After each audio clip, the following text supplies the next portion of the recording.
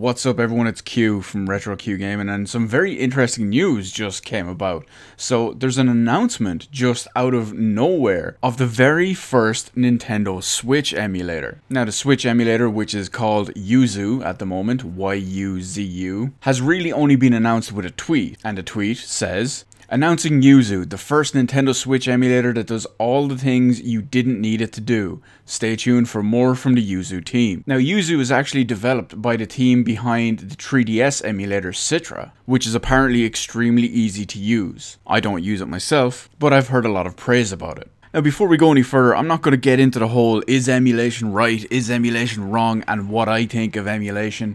But just the fact that a Nintendo Switch emulator is already in the works less than a year after launch has me exceptionally curious. Especially with what they can do to it because of the architecture of the Nintendo Switch. I mean, we already have a Wii U emulator called CMU, and that can do things the Wii U can't even dream of. 4K, 60 frames per second, Breath of the Wild. Granted, you need a fairly beefy PC to do it, but the point still stands. So it's going to be very interesting to see what comes about from this. Because if you've ever used an emulator to play any Nintendo games, specifically the GameCube era or above, PC hardware and the emulators available do some ridiculous things. If you've ever played a GameCube game on Dolphin, or even a Wii game on Dolphin, cranked all the settings up to max 1080p or above, the difference is insane. I already mentioned CMU in the video as well, 4K, 60 frames per second, Breath of the Wild, boom. And it stands within reason that a lot of Nintendo's first party games are gorgeous looking. Even for the limited power and the limited hardware inside the Switch,